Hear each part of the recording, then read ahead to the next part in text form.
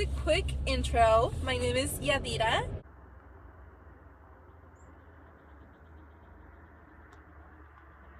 I love being a phlebotomist, okay? Every day is different. Every day could be very different for many scenarios. It's so unpredictable because some days you can have a busy day, and I go like this because I consider it a super busy day where you could have a lot of draws, a lot. And it can become a little bit stressful, okay?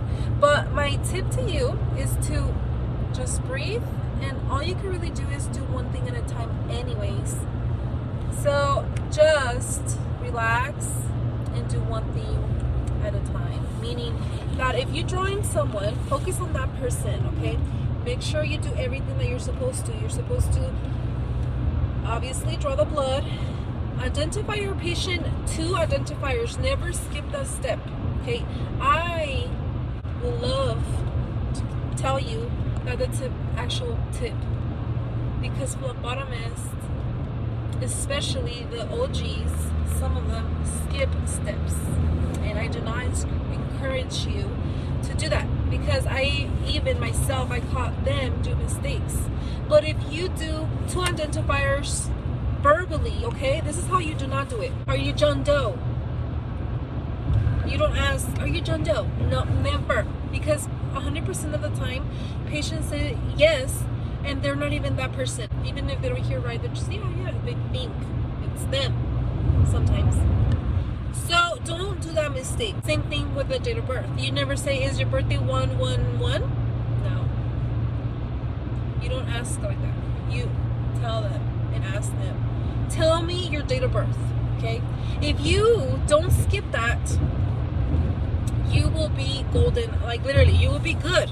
But 2 times, I do it 2 times. So at the beginning, I identify because I want to make sure the paperwork matches with the patient, and I take a quick look at the labels. Sometimes they print after. Regardless, after I'm done with the blood draw, I always do not skip this step, and it's up to you.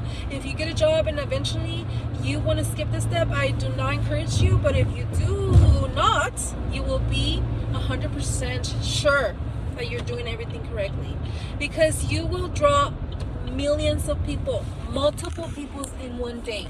And sometimes people or another phlebotomist might ask you, do you remember drawing this patient? And you're gonna be very confused, and you're not gonna remember. You're not gonna remember. If they ask you, you mislabeled or whatever, I know I do not mislabel 100%. I know 100% that I do not mislabel, and I'm very confident. Why am I confident?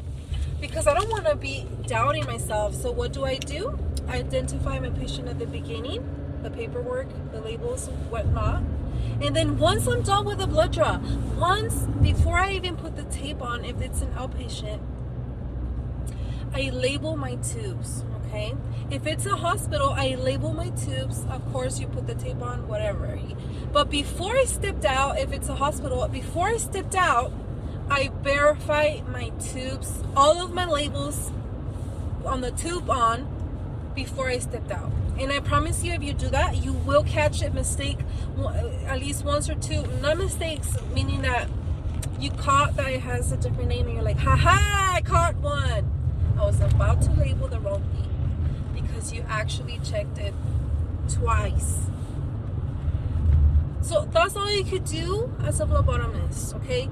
You will have very busy days, but you might stress, but you only have to do one patient at a time anyways, and do not think about the next person. Don't think about the next patient until you're completely done with that patient that you have right now, completely from beginning to end. And over time, you need to become fast phlebotomist, okay? And the way that you have to become a fast phlebotomist is by having a routine down. Routine means, for example, you always grab the tape first. You do whatever you want to do though, okay? Because that's what's cool about being a phlebotomist, that there's no such rule that tells you have to grab first the tourniquet. No, you grab the equipment like however you want. Eventually you need whatever you need, whatever order you want. But to become super fast, do it the same way every single time. And it will become so automatic that it's like tying your shoes. You don't remember when you tied your shoes this morning. Maybe not. Maybe you do remember, but you will do it automatically without even thinking. I know, that's crazy. So as a phlebotomist, also we have very chill, slow days. And you have to stay in the laboratory because you don't know, it's sometimes like rush hours. For example, 1 hour could be very slow and then the next hour could be very crazy busy. It's so unpredictable. Phlebotomy is super unpredictable.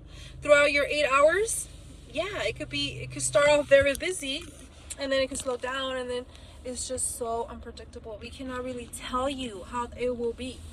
And in all places that I worked, okay, let me just tell you, I worked at 3 hospitals and 2 clinics, okay?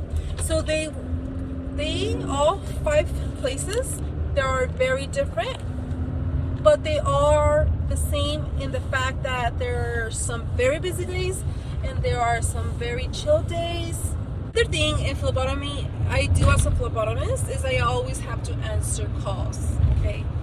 And it's not fun at the beginning because I would hate it actually, but now I'm like whatever, because I'm already got through it, okay? I had to learn, and then so yeah, just always have a paper ready when you have to answer calls, because you will have to answer calls. And if you don't want to sound bad or that you're not smart enough, because sometimes you will feel dumb, just take notes as they're talking, and that way you don't have to ask them multiple times, because if you write it down really fast, there you have it.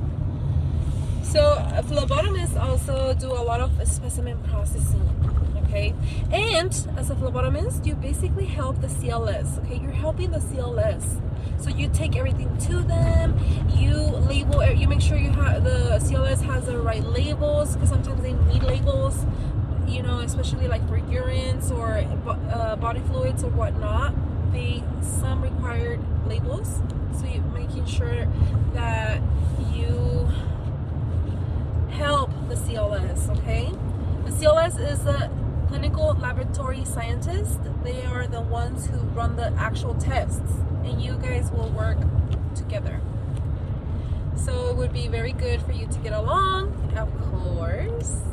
And if you have any questions, you could definitely ask them, okay? You could ask another phlebotomist, but if you have any question, the CLS is the person to ask. They will definitely know. There's certain things like office stuff that they might not know, but if it's something to do with the test or whatever, you can go ahead and ask them, or transfer the call to them. Whatever is best, whatever is appropriate. As a phlebotomist, especially if you work at a hospital, they will call a lot for lab results. It can be, sometimes it could be a little bit annoying, but if you think about it, that's what we are. Okay, we are the ones who give out results, and sometimes it can take longer. Okay, so the nurse or the doctor will be calling for results. So you just have to learn the computer systems to check if it's still running or if it's already final. Sometimes you have to put them on hold and ask the CLS, the scientist, and say, hey, doctor is actually calling for this sample. Do you have an estimate time? And sometimes they're like, okay, it's running right now.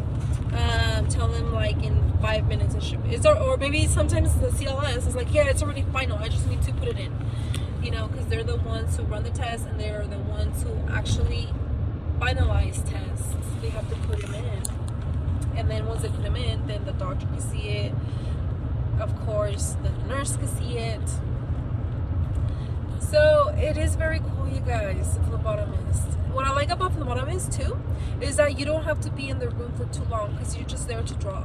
Okay, there will be scenarios that there's an episode going in the room, but the good news is that you just go in there. It might be tough during that moment that you have to draw, but the good news is that you could just exit and forget about it forever. Okay, you forget about it and you move on to the next challenge, which is another draw.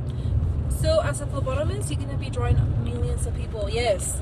So if you are considering becoming a phlebotomist, just know that it's very normal to feel scared at the beginning. It's very normal, okay? But you will draw millions of people, so of course you will become an expert, okay? And I am very, very good with my skills. Because of course, I mean, if I think about it, like, come on now, of course I would have to be good. I've been doing it for a very long time, and sometimes in one day we draw so many people. So but since I was very, very new, I had a passion for it, and a lot of people would tell me I was pretty good, but I'm not gonna lie, at the beginning, of course I couldn't get the hard draws. I thought it was magic. Like, for example, I know it sounds crazy, but when I was new, I would actually miss, okay, and I would think it was impossible to get blood out of them. So I would come down to the laboratory and pass it on, okay, my draw, because I couldn't get it, right? And then the expert phlebotomist that's been there way longer, they come back to the lab super fast. And I literally thought it was like magic. I was like, how did you draw them? Like, where did you draw them from? And they tell me, oh yeah, I found something right here. I was like, oh my God, it's almost like magic. Like, I don't know how you did it, but they get it done. And over time, do not beat yourself up, but over time you will get that pro, because that's what a phlebotomist is. It's a professional, you know, that draws blood, and you will learn all the tricks and all of that. But the only way to learn it is to you experience it yourself. That's the only way to learn. It's like the more you do it, the better you become. So have fun, and you will feel bad though when you miss. But over time, again, you will get used to it, and you will stop feeling bad. I know, it's crazy. It's a crazy career because, I mean, come on, just be proud of yourself every step of the way, and it will get better. Okay, if you really want to be a phlebotomist, I have faith in you. You will. And if you're still watching, I have more videos. I like to talk about phlebotomy because I just love talking to you guys, okay? I just do. But also, when I was a student, I don't think I have YouTube at all, to be honest. But when I was a phlebotomist student, 5, 6, 7, about 8 years ago. Wow, that's crazy. About 8 years ago, I was a phlebotomy student, and I know things are different, but just know that once you pass your national exam, congratulations if you pass. That's a big accomplishment. And then you can start applying everywhere. I would encourage you to apply anywhere, just to get hired, okay? And then eventually you're gonna keep your options open. And I'm super excited for you guys. Like, seriously, comment down below what you guys thought about this video. I know it's very random, and yes, I'm wearing glasses because it's about to get dark, and I have to drive with glasses because let's be safe. If you guys want to become a phlebotomist, check out my channel for more videos. Right, so this is your needle right here. This is a big needle, but I'm going to show you because I want you guys to practice, because I feel like when they say that it's very painful, I feel like they do this movement. That's definitely going to hurt your patient. So I want you guys to practice to do the motion fast, but only your fingers. Let me show what I'm talking about. So I hold it like this. Let's pretend this is the arm you're gonna poke. So all you do is this. You saw that? Let's do it again. You're gonna insert the needle, you're anchoring, okay? And you do this. So I want you to practice to do this. That's what I do, and I promise you, you're not gonna hurt the patient. Because if you do this, no, but that will definitely hurt the patient. So remember to anchor. Okay, you're anchoring. Okay, let's pretend you're anchoring, and you do this movement. That's it. 1, 2, 3. I hope that makes sense, because that's going to save your patient's arm. Like, please be good phlebotomists, my friends.